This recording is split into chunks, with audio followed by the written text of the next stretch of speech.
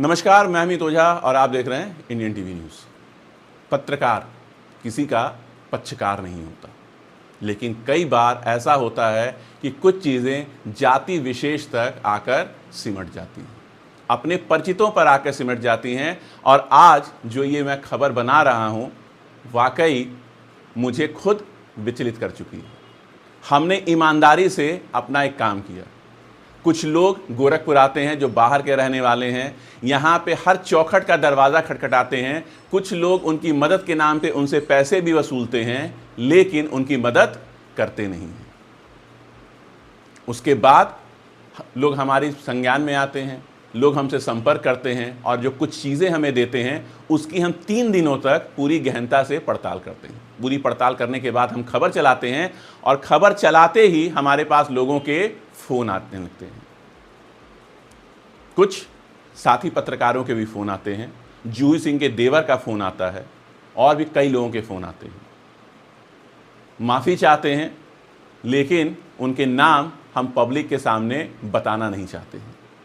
इसलिए नहीं बताना चाहते हैं कि वो हमारे खास हैं, बल्कि इसलिए बताना चाहते हैं कि जो लोग ये दावा करते हैं कि हम मजलूमों की, पीड़ितों की और ज़रूरतमंदों की आवाज़ उठाते हैं, उनके चेहरे जब समाज के सामने आएंगे तो आप यकीन नहीं कर पाएंगे। सबके साक्ष्य भी हमारे पास मौजूद हैं, हर व्यक्ति की हमारे पास पूरी डिटेल मौजूद है, उसकी वीडियो और कॉल रिकॉर्डिंग तक हमारे पास मौजूद है।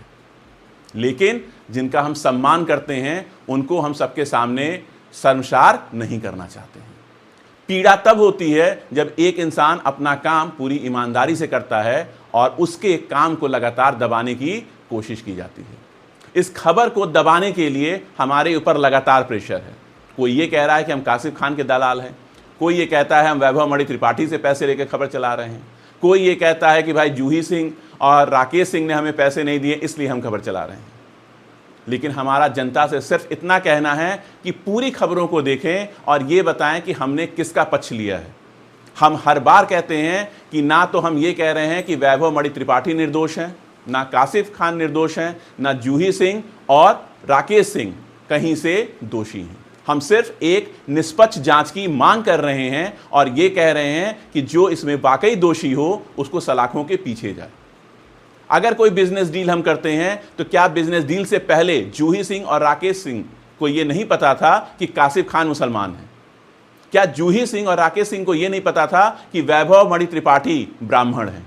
अब जब ये सब चीजें हो चुकी हैं, व्यापार में घाटा होता है, तो उसके बाद ब्राह्मण, ठाकुर और मुसलमान का जो ये ट्रम्प कार्ड खेला जा रहा है, जो ये लव जिहाद, बिजनेस जिहाद, धर्म जिहाद की बात की जा रही है, और इसमें गोरखपुर के सांसद रवि किशन और उत्तर प्रदेश के मुखिया योगी आदित्यनाथ का नाम भी घसीटा जा रहा है। साथ ही साथ ये तक कहा जा रहा है कि आईओ तक बिका हुआ है।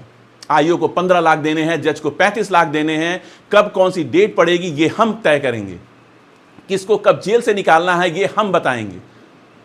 अगर सब कुछ जूही सिंह और राकेश सिंह को ही कहना है, जो कि वीडियो में साफ साफ तौर से दिख रहा है, तो प्रशासन इस पर चुप क्यों है? और अमित ओझा के ऊपर लगातार इस खबर को दबाने के लिए लगातार दबाव क्यों बनाया जा रहा है? कहीं ना कहीं अगर जूही सिंह और राकेश सिंह गलत नहीं हैं, तो लगातार खबरों को दबाने के लिए पैसों का ऑफर, धमकियां, समझाना, ये क्यों चल रहा है? क्योंकि जूही सिंह और राकेश सिंह जानते हैं कि जितना उन्होंने पैसा इस व्यापार में लगाया था उतना पैसा उनको मिल चुका है। और यकीन मानिए कि अगर कासिफ खान के नाम के आगे कासिफ खान नहीं होता और उसके नाम के आगे सिंह लगा होता तो आज शायद वो जेल के अंदर नहीं होता। कुछ नियम हमने तोड़े हैं, इस चीज़ को हम स्वीकार करते हैं। और बीआरडी मेडिकल कॉलेज में जब कासिफ खान से हमारी मुलाकात हुई तो मैंने देखा, मैंने पूछा कि क्या जब आप पैदा हुए थे तो आपको यह विकल्प मिला था कि आप किस धर्म में पैदा होंगे?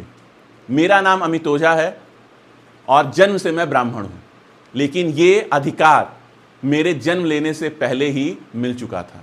मेरे पास कोई विकल्प नहीं था कि मैं ब्राह्मण में पैदा होऊंगा, मैं शूद्र में मैं पैदा होऊंगा, मैं दलित में पैदा होऊंगा, कि मैं ठाकुर में पैदा होऊंगा या मैं मुसलमान में पैदा होऊंगा। और इस धरती पर आने वाले हर इंसान को यह पता नहीं होता है। यहां तक कि यदि कोई बच्चा इस धरती पर आता है और अगर उसको बदल दिया जाए और उसका संस्कार और उसकी परवरिश अगर मुसलमान के हिसाब से की जाएगी तो मुसलमान बनेगा, और यदि उस बच्चे को, मुसलमान के बच्चे को सरदार के वहां रख दिया जाए और उसकी परवरिश सरदार की तरह हो तो सरदार बनेगा। वैसे ही सरदार के बच्चे को अगर अस्पताल में बदल के ठाकुर के वहां रख दिया जाए तो ठाकुर बनेगा, और अगर किसी दलित के बच्चे को ब्राह्मण के वहां रख दिया जाए तो ब्राह्मण बनेगा। व्यापार को धर्म से जोड़ना और यह कहना कि कासिफ खान मुसलमान है, क से कासिफ ख से खान, ये चीजें गलत हैं, ये इंसानियत को शर्मसार करती हैं। भारत एक सहिष्णुता वाला देश है, धर्मनिरपेक्ष देश है, यहां हर जाति, हर धर्म संप्रदाय के लोग रहते हैं, और शायद इसीलिए भारत पूरे विश्व में इकलौता ऐसा देश है जो सब लोगों को सब देशों से अलग बनाता है। आप विश्व के किसी कोने में चले जाइए, कोई शायद ही ऐसा देश हो जहां भारत के लोग आपको ना मिलें। लेकिन ये जो घटना हो रही है जिसमें जज, आईओ, पुलिस, हर व्यक्ति का नाम, राजनीति के जो लोग जुड़े हैं उनका नाम जो इस दंपत्ति द्वारा बेचा जा रहा है, ये उस घटिया सोच का परिचायक है कि यदि आपके नाम के आगे मुसलमान लगा है तो आप जेल के पीछे भेज दिए जाएंगे। अगर वो ठाकुर हैं जिनका उनका ये कहना है, और उनका जो है ये कहना है कि मैं ब्राह्मणों को भी मैं जेल भिजवा दूंगी, भाई किसी को भिजवा सकती है, हो सकता है कि उन्होंने ये भी कहा हो, हम इसकी पुष्टि नहीं करते हैं। लेकिन सवाल ये है कि मेरा नाम अमित ओझा है, मैं ब्राह्मण हूं, क्या मैं अगर मेरे नाम के आगे यही अमित खान होता तो जूही सिंह अभी तक हमको भी जेल भिजवा चुकी होती। हो सकता है ब्राह्मण है इस नाते हमको भी जेल भिजवा दिया जाए, लेकिन अमित ओझा की आवाज मरते दम तक खत्म नहीं होगी। और जो लोग हमसे पत्रकारिता छोड़ने की बात कह रहे हैं, एक बार अपने गिरेबान में झांक कर भी जरूर देखें कि हमने इस खबर में क्या गलत कहा है। क्या केवल धर्म से जोड़कर वाकई पत्रकारिता होनी चाहिए?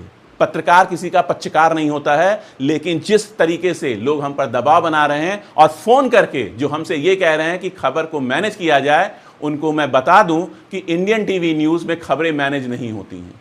हाँ, एक गलती मैंने की, किसी का सम्मान रखने के लिए कुछ देर के लिए खबर हटाई गई, उसमें कुछ त्रुटि हो गई थी, लेकिन शायद सम्मान को समझना हर किसी के बस की बात नहीं होती। मैं फिर कह रहा हूं कि यदि कोई पीड़ित मेरे पास आता है और उसकी पीड़ा है और उसके पास पर्याप्त सबूत हैं, तो इंडियन टीवी न्यूज़ और अमित ओझा के द्वारा उसकी खबरें तब तक चलाई जाएंगी जब तक कि उसको न्याय ना मिल जाए। यदि जूही सिंह और राकेश सिंह को यह लगता है कि खान होना गुनाह है, तो मैं अमित ओझा दावा करता हूं कि जल्द ही मैं अपने नाम के आगे खान भी लगा लूंगा और जूही सिंह और राकेश सिंह हमको जेल भिजवा के दिखाएं। ये मेरा जूही सिंह और राकेश सिंह को ओपन चैलेंज है, साथ ही साथ गोरखपुर के सभी लोगों को, उन लोगों का है जो जूही सिंह और राकेश सिंह के समर्थन में खड़े होकर मुझ पर लगातार दबाव बना रहे हैं। मैं आपको यह भी बता दूं कि जिस एक व्यक्ति की तस्वीर हमारे पास है जो पीछे असलहा लगाया हुआ है, उस व्यक्ति को भी मेरा यह संदेश है कि अमित ओझा बंदूकों से भी नहीं डरते हैं। यदि मेरी हत्या भी हो जाती है तो भी मरते दम तक मैं निष्पक्ष पत्रकारिता करता रहूंगा। और यदि मुझे कुछ होता है तो इस केस से जुड़े जो लोग हैं, जूही सिंह और राकेश सिंह, इसके जिम्मेदार होंगे। और मैं ये भी बता दूं कि प्रशासन शायद इस चीज को हल्के में लेता रहेगा, लेकिन जो मेरा काम है वो मैं काम करता रहूंगा।